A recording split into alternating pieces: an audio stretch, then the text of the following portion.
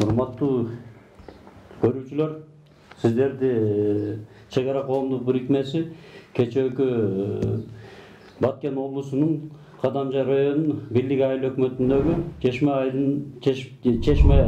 айылы менен Чачма айылын булакта болгон окуя боюнча сиздерге билдирүү жасайын деп чечтик. Чек Ара коомдук бирикмеси. Бул боюнча айта кетсек, негизинен Баткен облусунун өзүңүздөр билгендей географиялык абалы боюнча өтө татаал облус болуп эсептелет. Бул Баткен 7-чи облусу 1999 жылы 13 октябрда Баткен облусу болуп туруп уюшулган. Азыркы учурда өзүңүздөр билгендей 537 000 население болду, жарым миллиондон ашты. Анан негизи айтып кеткеним, кечээ болгон окуя буга чейинки болуп кеткен канча гана көйгөйлүү нерселерди, чек арадагы жашаган элдердин аябай көйгөйлүү маселелери бышылып жетилип калган маалы болуп эсептелди деп эсептейбиз. Буга чейин ошол эле булакта канча жолу майда чүйдө ызы чуулар болуп атты. Биз негизинен Чек Ара коомдук бирикмеси Кыргыз Республикасынын куралдуу күчтөрүнүн башчысы биздин урматтуу президент Сооронбай Шарыповичтен суранат элек. Негизинен мына делимитация демаркация комиссиясын эртерээк тездетип, чек ара маселесин эртерээк чечип, элдин көйгөйүн эртерээк чечкенге аракет кылсак болот эле деп эсептейбиз. Негизинен Баткенде өзүңүздөр билгендей 3 район, 6 шаар, 200дөн ашык айылдарыбыз бар. Анан негизинен мына границада жайгашкан Өзбекстан менен 15 айыл, 1 шаар, Тажикстан менен 10дон ашык айыл ушундай чек арада жайгашкан. Бул маселелерди айтсак көп болот. Буга чейин да кечээ көп ташта болгон окуялар тажик бийлиги тарабынан атайын уюштурулуп, жанагы өзүңүздөр сайттарда көргөндөгүдөй мына даярданып турган дубалдарды тешип, ошол жерлерден атайын минометтер менен немелер менен аттырып, даярдык менен атайын провоцировать этип атайын аттыртып атат. Буга татыктуу жооп беришибиз керек эле. Негизинен мына чек ара аймактарына жана мен айткан 25 айыл, 1 шаарга чек ара статустарын баарын беришибиз керек. Негизинен Баткен облусу мен айткандай өзгөчө географиялык абалы боюнча өзгөчө абал. Мисалга айтканда Өзбекстандын 4 анклавы бар. Булар Сок, азыркы учурда мына Чечмеде болуп аткан. Бул жерде бир 80 000ге жакын Өзбекстандын Тажик улутундагы жарандары жашашат. Андан Жигитбирим айылы бар. Бул жерде 2000ге жакын Өзбекстандын жарандары жашашат. Таштөбө айылы бар, 1000ге жакын жарандар жашашат. Шахмардан айылы бар. Ал жерде да 6500-7 000ге жакын жашашат. Бул негизинен маселе, чек ара маселесин биз түшүнөбүз. Бүгүнкү күндө бышып жетилип, жанагы жара чыккандай болуп, бышылып жетилип 30 жылдан бери чечилбей келип ушул акыбалга келген. Негизинен мамлекет тез арада мамлекет чечип, чек араны тосуп, жакшы элибизге тынчылык болгондо элибизге жакшы мамилелер болот эле. Качанга чейин элдерибиз кыйналып, өзгөчө кечээги Көкташта болгон окуяда, бүгүнкү окуяда, мына кечээ Булакта болгон окуяда мына биздин ошол күнү мына саат 12 эртең менен башталып атат.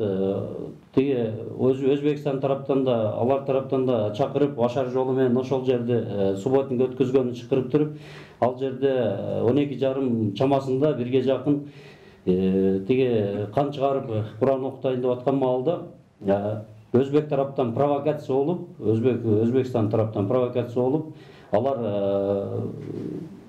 кээ бир сөздөр менен биздин жарандарга кайрылганда ортодон сөз талаша кетип урушуп, анан таштар менен урушуп атат. Булардын баары жергиликтүү жарандарыбыз тарабынан бизге маалымат жетип атат. Биздин коомдун мүчөлөрү бар ал жакта, ошолор тарабынан маалымат жетип атат. Анан негизинен айтсак, өзүңүздөр көргөндөй мына кечээ больницага 20га жакын жарандарыбыз ар кандай жаракаттар менен түштү. Мындан сырткары мына уруш башталганда ошол эле менин мурдагы кесиптештерим, ички иштер органынын кызматкерлери жаракат менен түшүп атат.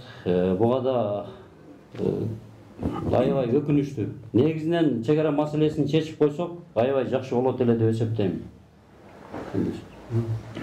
Assalamu alaikum Kırgız elim, urmattуу момун мусулман бир туугандар. Азыркы болуп жаткан көйгөй чек ара маселеси бир эле чек ара коомдук бирикмесинин мүчөлөрүн өкүндүрбөйт. Бардык кыргыз элинин негизги бул ушул чек ара маселеси негизги эмеси да.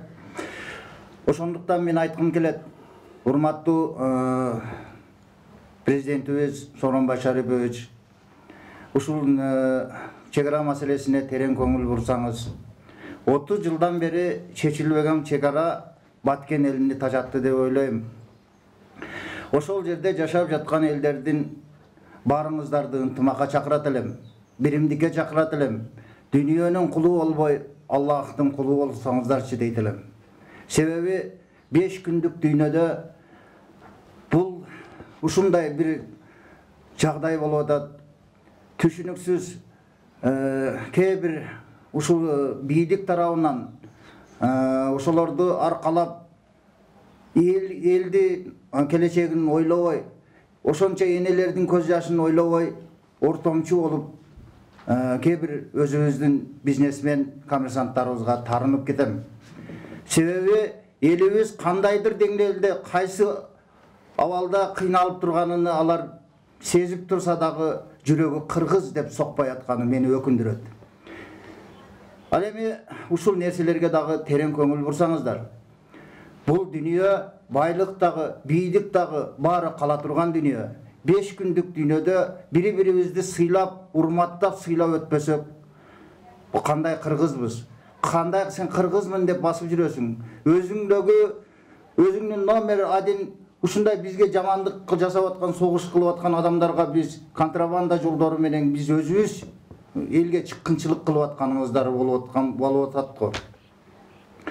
Эми мен бул нерсени неге айтам? Урматтуу, сен өзүңдү кыргыз эли болуп туруп, момун мусулман болуп туруп, бири-бириңди сыйлабасаң, сени бөтөн эл эч качан сыйлабайт. Сен ынтымак болуп, өзүбүздүн урматтуу президентибиз деп эч кимибиз бардык канча президент болсо баарынын атынан айтпай, кличкасы менен айтып атасың. Сен өзүңдүн президентиңди сыйлап, урматтап, улуу урматтуу демейинче бизде андай нерселер болбойт. Ошондуктан ынтымакка, сабырдуулукка чакырып, бир тууган болуп, кыргыз эли ушундай бир жакшы эмелерге келсек деген ойдомун. Ошол менин негизги айтарым. Ассаламу алейкум, урматтуу кыргызстандыктар, урматтуу мекендештер. Кайрылуум биринчи кезекте Баткен облусунун тургундарына болмокчу. Анткени эң көп жабыркап аткан, моралдык жактан, материалдык жактан жабыркап аткан баткендик туугандарыма ысык салам жолдойм. Сиздердин сабырдуулугуңуздарга, чыдамкайлыгыңыздарга, кайратыңыздарга абдан ыраазымын. Сиздер көзүңүздөр арка жакта карабасын. Анткени башка облустардан да сиздерди колдоп аткандар бар. Биз 7 облусубуз менен жалпы бүтүн Кыргызстанбыз. Урматтуу туугандар, бул учурдан пайдаланып мен айта кетким, сөздөрүм баары айтылып бүттү. Айта кетким келген нерсе кыска эле. Урматтуу Сооронбай Шарипович, сиз Кыргыз Республикасынын куралдуу күчтөрүнүн кол башчысы болосуз. Мына 8 майда, үстүбүздө жылына өткөн айда бир жокерибиз катуу жаракат алды. Мына 30 майда алып кетишти Москвага. Сиз аны башынан сылап койдуңуз, эми башынан сылап коюу жетишпейт экен. Анткени алдын ала превентивдүү чараларды, алдын ала чараларды көрүшүбүз керек. Сиз буйрукту беришиңиз керек. Биз эч кимдин жерине көз артпай эле турабыз.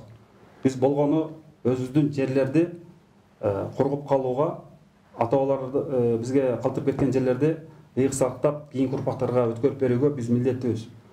Биз ошонун эле алкагында иш алып барып атабыз. Анан диний адистерди колдонуп, массалык маалымат каражаттарын колдонуп, анан өзүңүз жана башка бийликтин ар кандай элден айлык алып иштеп аткан кызматкерлерди колдонуп, бизге провокатор, чагымчы, эки жүздүү, мунафык, бузуку деген сөздөрдү жиштирип коюңуздар, токтотуңуздар. Анткени биз сиздер айтып аткан сөздүн бирөөнө дагы биз тура келбейбиз. Анткени биз бир эле позициябыз бар. Мына Конституцияда да жазылып турат. Ар бир Кыргызстандын атуулу, ар бир жараны кыргыз мекенин, Кыргызстанды, Кыргыз Республикасын коргогонго милдеттүү деп. Биз ошол жарандык позициябыз менен кетип атабыз. Биз мыйзамдан ашкан жокпуз. Мыйзамдарга ылайык, Кыргыз Республикасынын мыйзамдарына ылайык. Ыйгарым укуктар сиздерде. Ыйгарым укуктар сиздерде болгондон кийин колуңуздардан келсе аткарыңыздар. Үстүңүздөрдө турган милдеттерди аткарыңыздар. Эгер милдетти аткарбасаңыздар, анда шала акылык беренелер боюнча, мамлекеттик саткынчылык боюнча жана башка толгон токой кылмыш жаза кодексиндеги беренелер боюнча жооп берип каласыздар. Бул күндөр алыс эмес, мен сиздерге айтып коеюн. Ошондуктан сиздерди мыйзамдуулукка, мыйзамдын чегинде милдеттерибизди аткарууга чакырат элем. Анткени элибиз тойду. Мына бизге ар кандай чагымчыл дедиңиздер эле. Эмне болду? Биз 2 ай карантинде отурдук. Бирок биз жок эле, ал жерде окуялар болуп атты, ар кандай нерселер болуп атты. Мына Орто Оз менен жана төрт көчөдө светофорду орнотуп коюшту. Тажикстан тарапка эч кандай карантин, коронавирус, пандемия деген нерсе өтпөйт экен. Биздин жерлерибизге кирип алып, интернет булактарына чыгып кетип атты. Аткезчилик эч кандай токтоосуз, тоскоолдуксуз зуулдап бизге ок атып аткан, миномет атып аткан тажик тарапка логистикалык жардамдарды, майларды, күйүүчү майларды жеткизип берип атты. Бул эмне деген душманчылык, бул эмне деген акмакчылык. Эми ар бир нерсенин чеги болот. Биз деле бул жерде жөн эле чыгып алып сүйлөп коелу деген ниет менен келип сүйлөбөй эле турабыз да. Биз акыры элдер бизге кайрылып айтып атат. Камерага чыгып айтып койгула деп. Биз эми айтканда эмне уктап жаткан адамды оготуп койсо бардыгын айтып берем дегендер эмне болуп атат? Мына ойго чак түштө ар кандай провокациялар болуп атса деле, жана кыргыз жарандарынын эч кандай тиешеси болбой турса деле реакция болбой атат. Келгиле туугандар, биз Кыргыз Республикасы болгондон кийин, бир мамлекет болгондон кийин, Бириккен Улуттар уюмунда катталган бир орду бар болгон эл аралык аренада орду бар бир өлкө болгондон кийин келгиле ошол орунду татыктуу ээлейли.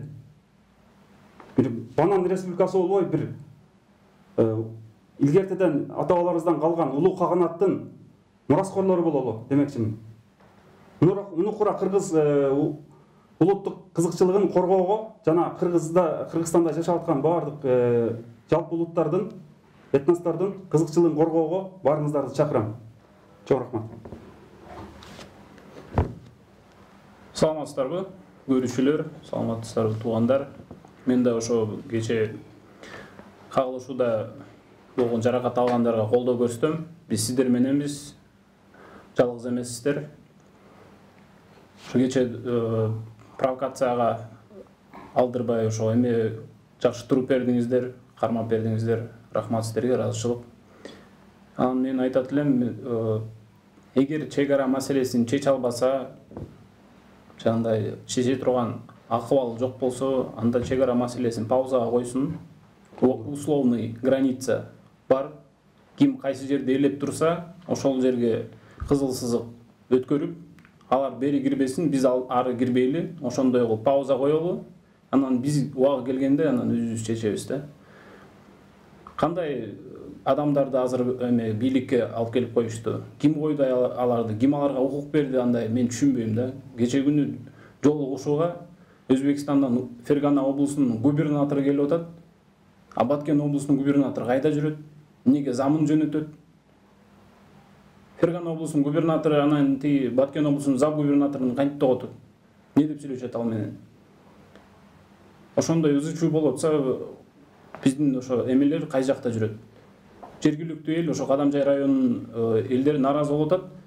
Өмүрү көрө элек акими көрүнүптүр. Анча-мынча биринчи жолу көрөт бир акимди ошентип чыгыптыр. эл менен сүйлөшпөй анан жолугушууга кирип кетиптир. Ошентип эл менен сүйлөшө албаган, элдин алдына духу жетпеген, чыкканда духу жетпесе кантип чечет ал эме, кантип сүйлөшөт бөтөн эл менен? Өз элинен корксо, өз элинин алдына чыгып сүйлөй албаса, өз элин бириктире албаса. Ошондуктан менин сунушум паузага койсун бул нерсени. Условный граница чийилген. Ошол границаны кармап эле турушсун, болду. Чечпей эле койсун. Кийин чечилет деген. Кийин чечилет. Assalamu alaikum. Rotu Kırgız elim. Kechegi Чечме айында болгон окуя аябай өкүндүрдү. Бул биринчи жолу болгон жок. Мындай окуялар Баткенде көп эле болгон. Чарбак айылына дагы ошол Өзбекстандын погрондары кирип, Кыргыз жарында сабап кеткенде да биз ушундай митингге чыгып, ошондо деле айтканбыз, чечкиле деп. Ошондон бери мына 7 жыл өттү. Эч кандай маселе жок, баягы эле бойдон. Керек болсо, премьер-министрибизге суроо берип атса, так жооп бере албай койду да, биздики болушу керек деп. Таанышып чыктым деп. Керек болсо, ал жерде премьер-министр анализдеп чыгыш керек болчу да. Анализдеп, тактап, анан принципиально кармаш керек болчу. Себеп дегенде, Баткен областы бул Кыргыздын жери болгон, Шахимардан да Кыргыздын жери болгон. Азыр картаны карап көрсөк, уже Баткен областында айтканда картадан уже жыртык көйнөк кийгенде эле уже жыртылып эле баратат да, оюлуп эле баратат. Мына Хоча айыл дагы мына чоңоюп кетти аябай эле. Барык дагы чоңоюп эле баратат. Ушуну токтотконго бир мындай эрктүү кадамдар бар, аны сиздер жакшы билесиздер. Бирок ошол кадамга эмнегедир барбай атасыздар да. Элдин талабы деле ошол. Тынч жашасак экен депчи. Баткен эли баары ошол тынчтыкта эле саңап калган. Азыр ал жерге барса, кээ бир жерлерде 19-кылымда эле жашоо. Кайсы бир объектти ким алса ошону коп калган. Азыр 21-кылым болгондон кийин мындай өзүбүздө эле рычагдарыбыз бар. Ошолорду колдонуп ушул маселени чечсе болот да. Рахмат. Мен толуктай кетейинчи. Мен негизи биздин чек ара коомдук бирикмеси эч кандай бир биз провокациялык жолдорго эч качан барган эмеспиз, барбайбыз. Биз ушундай элди сабырдуулукка, ынтымакка, биримдикке чакырабыз. Ошол. Чоң рахмат. Мен да жыйынтыктап туруп айтып коеюн. Негизи мына Баткен областы эң көйгөйлүү област деп атпаймынбы? Постоянно чек ара маселеси. Бир жылда 20-30 чакты кошуналар менен конфликт болот. Баткен облусунун аймагында 40-ка жакын ушундай ызычуу жерлер бар. Алардын баарын мына тактап чыкканбыз. Анан негизинен айтканда биз чек ара коомдук бирикмеси элибизге тынчылык чечилбей келаткан ушу чек ара маселеси чечилип, элибиз сынторлор тосулуп, бекурттук жашоо болсо жакшы маселе болот эле. Анан кече маселе боюнча мына Россиянын тышкы иштер министри Лавров кайрылды, Тажикстан менен Кыргызстандын ортосунда маселени чечип берели деп, ал боюнча Тажикстан өзүнүн нотасын жөнөттү тиги Россияга. Жөнөткөн себеби деле алар уже туура эмес болот, өздөрүнүн ою боюнча эме болуп атат. Себеби айтканда алар ушундай аларга ортодо бирөө келип чек аранын маселесин чечип берген, буларга жакшы болбой атат.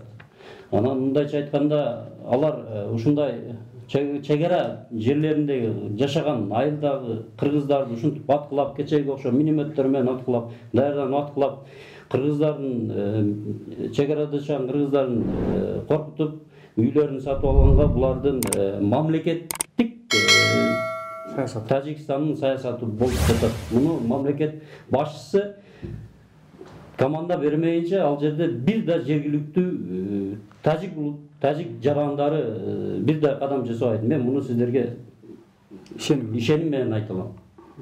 Рахмат. Дайыма элибиз тынч болсун, чек арабыз чечилсин, маселелер чечилип, элибиз бейкуртта жашап, ушундай ызычуулар болбосун. Рахмат. Бар болуңуздар.